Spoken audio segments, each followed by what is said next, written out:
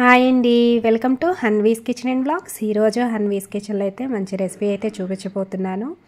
అదేంటంటే గోంగూరతో చేసే పుల్లకూర అండి. ఆరోగ్యం బాగాలేనప్పుడు, నోటికి ఏమి తినాలనిపించినప్పుడు ఈ విధంగా గోంగూరతోటి పుల్లకూర చేయండి. టేస్ట్ అనేది చాలా బాగుంటుంది. ఈ గోంగూర పుల్లకూరని చేసుకోవడము చాలా ఈజీగా చేసుకోవచ్చు. టేస్ట్ అనేది చాలా బాగుంటుంది. నోరు బాగాలేక ఏమి తినాలనిపించినప్పుడు ఈ విధంగా చేసుకొని తింటే నోటికి కొంచెం పుల్లపుల్లంగా తగులుతూ కొంచెం 2 ముద్దలు తినాలనిపిస్తూ ఉంటుంది.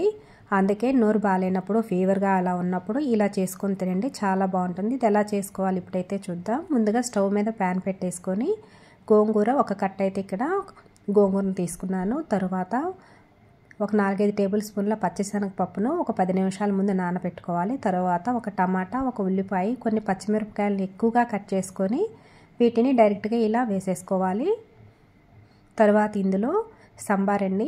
సంబార్ ఒక 1/2 టీ స్పూన్ లేదా 1/2 టీ స్పూన్ అయినా వేసుకోవచ్చు. తర్వాత కారానికి అనుసారంగా కొంచెం కారం, పచ్చిమిర్చిని వేసాం కదా, చూసుకొని కారాన్ని యాడ్ చేసుకోవాలి. తర్వాత ఇందులో ఒక 1/2 గ్లాసు వాటర్ పోసేసుకొని మూత పెట్టేసుకొని సిమ్లో దీన్ని బాగా ఉడకనివ్వాలి.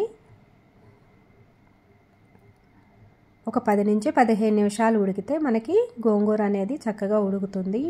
పచ్చిశనగపప్పు అనేవి మరీ పప్పుగా కాకుండా కొంచెం మధ్య మధ్యలో తగులుతూ మరీ ఎక్కువ ఉడకాల్సిన అవసరం లేదు. పచ్చిశనగపప్పు అనేవి గరిటెతోటే దీన్ని ఈ విధంగా మెదుపుతూ ఉంటే మనకి ఈ వాటర్ ఏమీ లేకుండా చక్కగా ఈవెన్గా కూరలాగైపోతుంది. తర్వాత దీంట్లో సాల్ట్ను కూడా యాడ్ చేసుకొని బాగా మెదుపుకోవాలి. ఇక్కడ సాల్ట్ అన్నీ చక్కగా కలిసిపోయింది. ఇప్పుడు ఈ పుల్లకూరకైతే తాలింపునైతే పెట్టేసుకుందాము.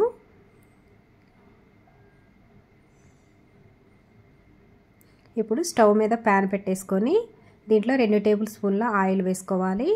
ఆయిల్ కొంచెం హీట్ అయిన తర్వాత తాలింపు గింజలు వేసుకొని అవి కొంచెం చిటపడలాడిన తర్వాత కొన్ని వెల్లుల్లి రెమ్మలు అలాగే ఎండుమిర్చిని కూడా యాడ్ చేసుకొని ఇవి కొంచెం సేపు ఫ్రై చేసుకోవాలి. ఇది కొంచెం ఫ్రై అవ్వగానే ఇందులో ఇప్పుడు కొంచెం ఇంగువని యాడ్ చేసుకుందాము. ఇంగువ ఫ్లేవర్ గోంగూరకి చాలా బాగుంటుంది. తర్వాత కరివేపాకును కూడా ఒక రెమ్మను వేసుకొని బాగా ఫ్రై చేసుకోవాలి. ఈ తాలింపు అనేది కొంచెం బాగా ఫ్రై చేసుకుంటే మనకి టేస్ట్ అనేది చాలా బాగుంటుంది. తాలింపు అనేది చక్కగా ఫ్రై అయిపోయింది కదా. ఇప్పుడు మనం ముందుగానే రెడీ చేసి పెట్టుకున్న గోంగూర పుల్లకూరను కూడా యాడ్ చేసుకుందాము.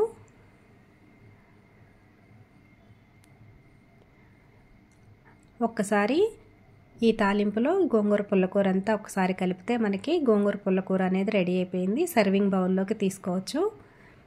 ఈ విధంగా చేసిన గోంగూర పుల్లకూరని ఆరోగ్యం బాగాలేనప్పుడు, నోరు బాగాలేనప్పుడు చేసుకోండి, చాలా బాగుంటుంది. 2 ముద్దలు తినాలి అనిపిస్తుంది.